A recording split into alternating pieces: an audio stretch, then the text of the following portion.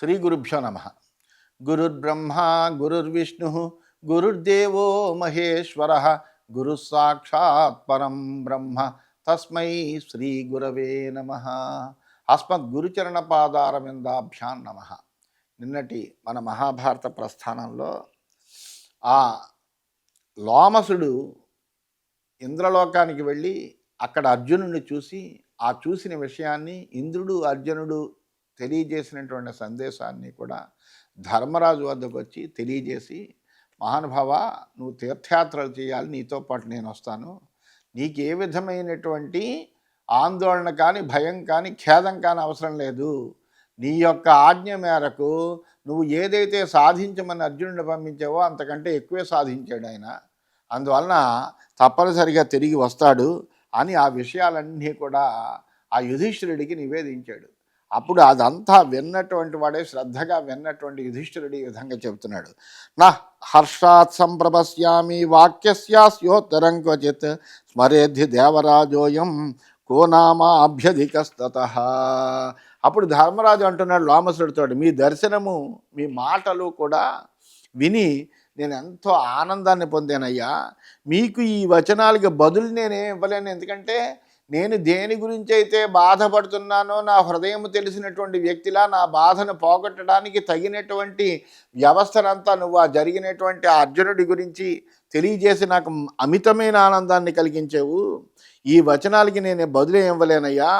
దేవరాజు ఇంద్రుడు ఎవరిని తొలస్తాడో వానికన్నా ఈ లోకంలో ధన్యుడైనటువంటి వాడు లేడు, అటువంటి వాడు అర్జునుడు అయ్యాడంటే మరింత ఆనందంగా ఉంది నాకు. భవతా సంగమో యస్య భ్రాతా చైవ ధనంజయ వాసవ స్మరతే యస్య కో నామాభ్యధికస్తతః. మీ అనుగ్రహాన్ని, అర్జునుడి వంటి సోదరుణ్ణి పొంది ఇంద్రుని జ్ఞాపకాలలో ఉన్నవాని కంటే సౌభాగ్యవంతుడు లోకాన్ని లేడు కదా ఎవరును. యచ్చమాం భగవానాహ తీర్థానాం దర్శనం ప్రతి ధౌమ్యస్య వచనాదేశ బుద్ధిపూర్వం కృతేనమే. మీరు తీర్థయాత్రను కొనసాగించమని పలికారు, మా పురోహితుల ధౌమ్యుల కారణంగా ఇంతకు పూర్వమే నేను దాని గురించి ఆలోచన చేసి సంకల్పం కూడా చేసుకున్నాను. తద్యదా మన్యసే బ్రహ్మన్ గమనం తీర్థదర్శనే తదైవ గంతాస్మి తీర్థాన్ ఏషమే నిశ్చయపరః.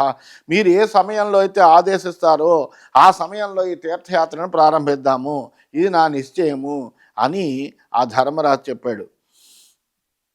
గమనే కృతబుద్ధింతో పాండవం లోమసో బ్రవీత్ లఘుర్భవ మహారాజా లఘుస్వైరంగమిషసి. అలా ఈ విధంగా తీర్థయాత్రగా సంకల్పం చేసినటువంటి పాండుపుత్రుడైనటువంటి యుధిష్ఠిరుడితో లోమసుడు అన్నాడు, మీరు శీఘ్రంగా పరివారాన్ని తగ్గించండి, అప్పుడు తీర్థయాత్రలు చేయడం అనేటువంటి సులభం అవుతుంది అని చెప్పాడు.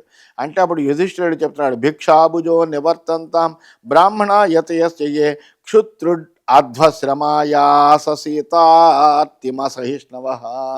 భిక్షాటన ద్వారా జీవించేటువంటి బ్రాహ్మణులు, యతులు, ఆకలి దప్పులు, అలసట, మార్గాయాసం కలిగినటువంటి వారు, చలి బాధను తట్టుకోలేనటువంటి వాళ్ళు ఇందులో ఉంటే ఎవరైనా వాళ్ళు వెనక్కి వెళ్ళండి, ఎందుకంటే మీరు ఈ తీర్థయాత్రల వల్ల అలసిపోయేటువంటి ప్రమాదం ఉంది. తే సర్వే వినివర్తంతాం ఏ చమిష్టభుజో ద్విజాః పక్వాన్నలేహ్యపానానాం మాంసానాం చ వికల్పకాః. ఎవరు మృష్టాన్నాన్ని తింటారో, పక్వాన్నాలని ఆశిస్తారో వాళ్ళందరూ కూడా కాస్త వెనక్కి వెళ్ళండి. చేపి సర్వే నివర్తంతాం ఏ చ సూదానుయాయినః మయా యథోచిత జీవ్యై సంవిభక్తాశ్చ వృత్తిభిః. ఎవరు ఒంటింటి అవసరం కలిగినటువంటి వాళ్ళు ఉంటారో, ఎవరెవరికి భోజన వ్యవస్థ ప్రత్యేకంగా నాచే చేయబడిందో వాళ్ళు కూడా మరలండి. ఏ చాప్యనురతాః పౌరాః రాజభక్తి పురస్సరాః ధృతరాష్ట్రం మహారాజం అభిగచ్చంతు తే చ వై సదాస్యతే యథాకాలం ఉచితాయస్య వృద్ధి సచేత్ యథోచితాం మృత్యుం నదజ్యాన్ మనుజేశ్వరః ఆస్మత్ప్రియహితార్థాయ పాంచాల్యో ప్రదాస్యతి. రాజభక్తితోటి ఎవరు నన్ను ఇప్పుడు అనుసరిస్తున్నారో వాళ్ళందరూ కూడా ధృతరాష్ట్ర మహారాజు సమీపానికి వెళ్ళండి. ఆ రాజే కాలోచితమైనటువంటి వృత్తులను మీకు ఏర్పరుస్తాడు. ధృతరాష్ట్రుడు అలా చెయ్యకపోతే మీరు పాంచాల రాజు అయినటువంటి ద్రౌపదుడి దగ్గరికి వెళ్ళండి. ఆ ద్రౌపదుడు మీకు అందరికీ తగినటువంటి జీతభత్యాలన్నీ ఏర్పాటు చేస్తారు, మీకు ఏ విధమైనటువంటి జీవికకి ఇబ్బంది లేనటువంటి వ్యవస్థను చేస్తాడు అని చెప్పాడు. తతో భూయిష్ఠి సపౌరాః గురుభార ప్రపీడితాః విప్రాస యతయో ముఖ్యాః జగ్మున్నాగపురం ప్రతి. అప్పటికప్పుడు ఉండేటువంటి నాగరికులు, బ్రాహ్మణులు, యతులు మానసికమైనటువంటి దుఃఖపీడితులయ్యి ధర్మరాజుని విడవలేక, వాళ్లతో కలిసి ఉన్నటువంటి ఆ రోజుల్ని మరువలేక వాళ్ళు పాపం బాధతోటి హస్తినపురానికి మళ్ళీ తిరిగి బయలుదేరారు. తాన్ సర్వాన్ ధర్మరాజస్య ప్రేమ్ణా రాజా అంబికాసుతః ప్రతిజగ్రాహ విధివద్ధనైస్స సమతర్పయత్. అంబికానందుడైనటువంటి ధృతరాష్ట్రుడు అలా వచ్చినటువంటి వాళ్ళందరినీ ప్రేమతో వాళ్ళందరినీ తనవారిగా చేసుకుని ధనాన్ని కూడా ఇచ్చి తృప్తిపరిచాడు. తత కుంతీసుతో రాజా లఘుభిర్బ్రాహ్మణై సహ లోమసేన చ సుప్రీత త్రిరాత్రం కామ్యకే అవసత్. అప్పుడు ఆ ధర్మరాజు కొద్ది మంది బ్రాహ్మణులు, లోమస మహర్షి సోదరులు భార్యతో కలిసి 3 రాత్రులు ఆనందంగా కామ్యక వనంలోనే నివసించారు. ఇది శ్రీమన్ మహాభారతే వనపర్వణి తీర్థయాత్రా పర్వణి లోమస తీర్థయాత్రాయాం 29తమోధ్యాయ. ఈ విధంగా శ్రీమన్ మహాభారతంలో వనపర్వంలో తీర్థయాత్రా పర్వం అనే ఉపపర్వంలో లోమస తీర్థయాత్ర అనేటువంటి 92వ అధ్యాయం పూర్తయింది. 93వ అధ్యాయంలోకి మనం ప్రవేశించాం. ఆ ఋషులందరికీ కూడా నమస్కారం చేసి ఆ పాండవులు లోమస మహర్షితో కలిసి తీర్థయాత్రలకి బయలుదేరడం అనేటువంటి విషయం ఇందులో చెప్పబడుతుంది. తత ప్రయాంతం కౌంతేయం బ్రాహ్మణా వనవాసినః అభిగమ్య తథా రాజన్ ఇదం వచనమబ్రువన్. తీర్థయాత్రలకు బయలుదేరినటువంటి ధర్మరాజుని కామ్యక వనవాసులైనటువంటి బ్రాహ్మణులందరూ సమీపించి ఈ విధంగా పలికెట్ట. రాజం తీర్థాని గంతాసి పుణ్యాని భ్రాతృభి సహ ఋషినాచేవ సహిత లోమసేన మహాత్మన. రాజాను సోదరులతోటి లోమస మహర్షితోటి కలిసి తీర్థయాత్రలకు వెళ్ళాలని నిశ్చయం చేసుకున్నావు. అస్మానపి మహారాజా నేతుమర్హసి పాండవ అస్మాబర్భి నశక్యాని త్వదృతే తాని కౌరవ. ఓ మహారాజా, మమ్మల్ని కూడా నీతో తీసుకుని వెళ్ళవయ్యా. నువ్వు లేకుండా మేము ఆ తీర్థాలకి మేము స్వయంగా వెళ్ళలేము. అందువలన మేము కూడా నీతో వస్తాం, మమ్మల్ని కూడా తీసుకెళ్ళు. శ్వాపదైరుపసృష్టాని దుర్గాని విషమాని చ అగమ్యాని నరైరల్పై తీర్థాని మనుజేశ్వర. ఓ రాజా, తీర్థాలన్నీ క్రూర మృగాలతో నిండి ఉన్నాయ్యా. దుర్గమాలు, కఠినాలైనటువంటి తీర్థాలు సామాన్యులు ప్రవేశించడానికి వీల్లేనటువంటివి. అందువలన మేము కూడా మీతో వస్తాము. భవతో భ్రాతర శూరాః ధనుర్ధరబరా సదా భవద్భి పాలితా శూరై గచ్చామో వయమప్యుత. నీ సోదరులు మంచి పరాక్రమవంతులు, ధనుర్ధారులు, వాళ్ళచే రక్షింపబడే మేము కూడా మీతో యాత్ర చేయదలిచాము. భవత్ ప్రసాదాద్ధి వయం ప్రాప్నుయామ సుఖం ఫలం తీర్థానాం పృథివీపాల వనానాంచ నివిశాంపతే.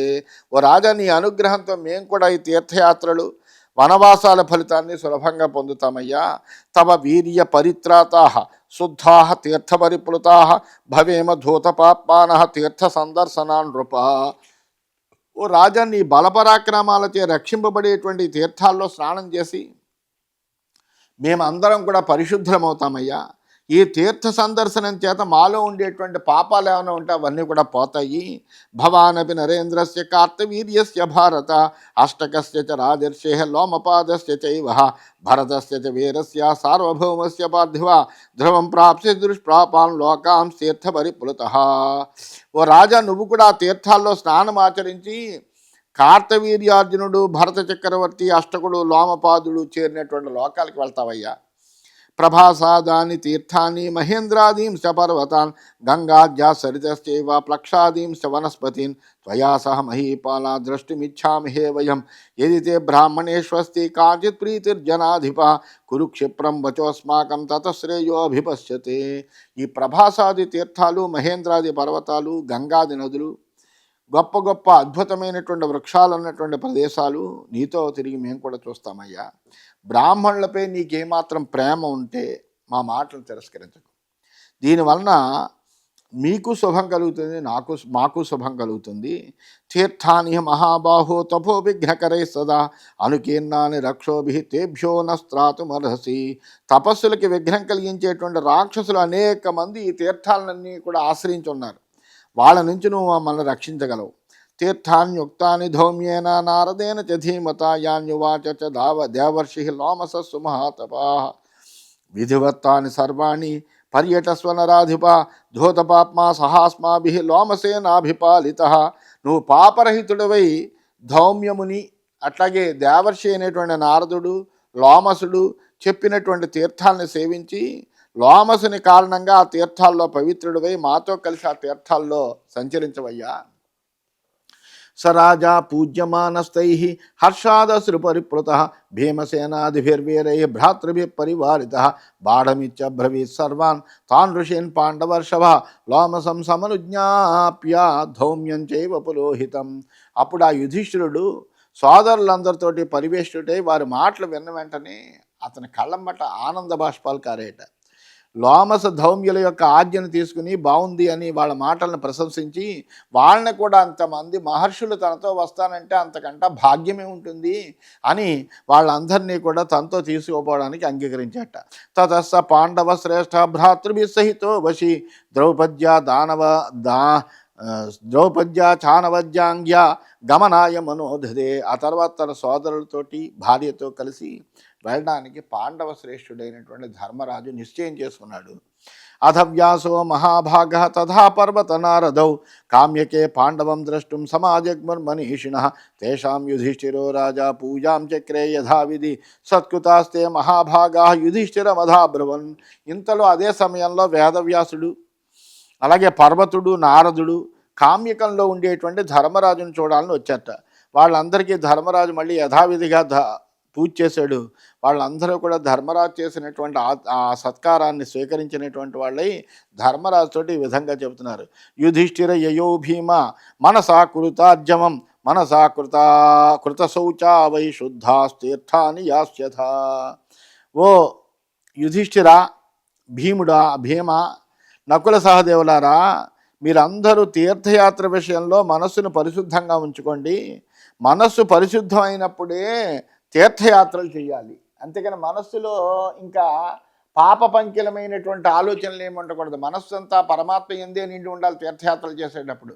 అందువలన మనస్సులో మంగళకరమైనటువంటి ఆలోచనలే ఉండాలి. మనస్సు అంతా పరిశుద్ధంగా పవిత్రంగా చేసుకోవాలి. అలా తీర్థయాత్రలు చేయాలి. అందువలన అటువంటి నియమాన్ని మీరు ధరించండి. శరీర నియమం ప్రాహు బ్రాహ్మణ మానుషం వ్రతం మనోవిశుద్ధాం బుద్ధించ దైవమాహుర్వ్రతం ద్విజాహ. బ్రాహ్మణులు శరీరం పరిశుద్ధమైతే మానుష వ్రతం అని, మనస్సు పరిశుద్ధమైతే కనుక దైవ వ్రతం అని చెప్తారు.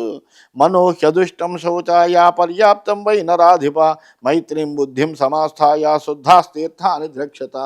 అందువల్ల మీ మనస్సు ఎలా ఉండాలంటే రాగద్వేషాలకి దూరమైనప్పుడే అది శుద్ధమవుతుంది. ఇంకా మీ మనసులో రాగము ద్వేషము ఉండకూడదు. వాళ్ళు ఇలా చేశారు, వీళ్ళు చేశారు, వాళ్ళని మనము సంహరించాలి, ఎప్పుడు మనం రాజ్యం, ఇటువంటి ఆలోచనలు ఏమీ ఉండకుండా చక్కగా మనస్సును పరిశుద్ధం చేసుకుని పవిత్రమైనటువంటి అంతరంగం కలిగినటువంటి వాళ్ళే, భగవంతుడి యందు చింతన కలిగినటువంటి వాళ్ళే చక్కగా తీర్థయాత్రలు చేయండి. ప్రాణులన్నిటి పట్ల కూడా మైత్రీభావంతో శుద్ధంగా ఉండి తీర్థయాత్రలు చేయాలి. తే యూయం మానసై శుద్ధా శరీర నియమ వ్రతై దైవం వ్రతం సమాస్థాయ యథోక్తం ఫలమాప్స్యత. మీరు ఇంతవరకు కూడా ఆ శరీరంతో శుద్ధులయ్యి మానుష వ్రతం చేశారు. ఇకపై దైవ వ్రతాన్ని ఆశ్రయించాలి. మీ మనస్సులు కూడా శుద్ధం కావాలి. అందువలన తీర్థయాత్రలు ఆచరణ చేసి దాన్ని తగిన ఫలితాన్ని మీరు పొందండి అని ఆ ఋషులందరూ చెప్పారు. తే తథేతి ప్రతిజ్ఞాయ కృష్ణయా సహ పాండవా కృత స్వస్థైనా సర్వే మునిభిర్దివ్య మానుషై. వాళ్ళందరూ కూడా ఆ మాటలన్నీ విన్నారు. విని తప్పనిసరిగా మేము ఆ నియమాల్ని పరిపాలిస్తాము అని వాళ్ళకి చెప్పి అంగీకరించినటువంటి వాళ్ళై వాళ్ళతోటి ఈ మీరు చెప్పినటువంటి విధంగానే మేము ఈ తీర్థయాత్రలు చేస్తామని చెప్పారు. ఆ తర్వాత ఆ దివ్యమైనటువంటి మానవులైన ఋషులందరూ కూడా స్వస్తి వాక్యాలతో వాళ్ళని ఆశీర్వదించారు. లోమసస్యోపసంగృహ్య పాదోద్వైపాయనస్య చ నారదస్య చ రాజేంద్ర దేవర్షే పర్వతస్య చ ధౌమ్యేన సహిత వీర తథాతైర్వనవాసి మార్గశీర్ష్యాం అతీతాయాం పుష్యేణ ప్రయుస్తతః. ఆ వ్యాస లోమస పర్వత నారదుల పాదాలకి నమస్కరించారు అందరూ కూడాను. ఆ బ్రాహ్మణులు, లోమసుడు, పురోహితుడు, ధౌమ్యుడు వెంట రాగా ఆ తీర్థయాత్రలకి వీళ్ళు బయలుదేరారు. మార్గశీర్ష శుద్ధ పూర్ణిమ గడిచి పుష్యమి నక్షత్రోదయం అయిన తర్వాత వాళ్ళు తీర్థయాత్రని ప్రారంభం చేశారట. కఠినాని సమాదాయ చీరాదిన జటాధరా అభేద్యై కవచైర్యుక్తా తీర్థాన్యన్వచరంస్తత. ఆ పాండవులందరూ కూడా నారచీరలను, మృగచర్మాలను ధరించారు. వాళ్ళ తలల మీద జటలున్నాయి. అభేద్యమైనటువంటి కవచాలు కూడా ధరించి సూర్యుడిచ్చినటువంటి వంట పాత్రను తీసుకుని తీర్థయాత్రలకు బయలుదేరారు. ఇంద్రసేనాధిభిర్భృత్యై రథై పరిచతుర్దశై మహానస వ్యాపృతైశ్చ తథాన్యై పరిచారకై. ఇంద్రసేనుడు మొదలగు భృత్యులు 15 రథాలు వెంట రాసాగాయి. వంట ఇంటి బాధ్యత కలిగినటువంటి సేవకులు కూడా వాళ్ళ వెంట వస్తున్నారు. ఆ విధంగా వీళ్ళందరూ కూడా బయలుదేరారు. సాయుధా బద్ధని స్త్రీంసాహ తోణవంత సమార్గణా ప్రాంగ్ముఖా ప్రయుర్వీరా పాండవా జనమేజయ. ఓ జనమేజయ మహారాజా, సాయుధులు, ఖడ్గదారులు, అమ్ముల పొదలతో బాణ సంపత్తి కలిగినటువంటి వీరులైనటువంటి పాండవులు తూర్పు దిక్కుగా మొట్టమొదట వీళ్ళ యొక్క తీర్థయాత్రలు ప్రారంభించారయ్యా. ఈ విధంగా ఆ లోమసుణ్ణి, ధౌమ్యుణ్ణి ముందర పెట్టుకుని పాండవులు మిగిలినటువంటి మహర్షులతో కూడినటువంటి వాళ్ళై తీర్థయాత్రలకి వాళ్ళు బయలుదేరి వెళ్ళారు. ఇది శ్రీమన్మహాభారతే వనపర్వణి తీర్థయాత్రా పర్వణి లోమస తీర్థయాత్రాయాం 93తమోధ్యాయ. ఈ విధంగా శ్రీమన్ మహాభారతంలో వనపర్వంలో తీర్థయాత్రా పర్వం అనేటువంటి ఉపపర్వంలో లోమస తీర్థయాత్ర అనేటువంటి 93వ అధ్యాయము ముగిసిందని తెలియజేస్తూ, మరి ఈ విషయాలందరికీ కూడా తేటతెల్లం కావాలి కాబట్టి అందరూ కూడా మరింత మందిని ప్రోత్సహించి ఇటువంటి అద్భుతమైనటువంటి విషయాలు కలిగినటువంటి మహాభారత శ్రవణాన్ని ఒక ఉద్యమంలా స్వీకరించి మరింత మందిని ప్రోత్సహించి ఇది వినేటట్టుగా చేయాలని మిమ్మల్ని అందరినీ కూడా మనస్ఫూర్తిగా కోరుకుంటూ స్వస్తి.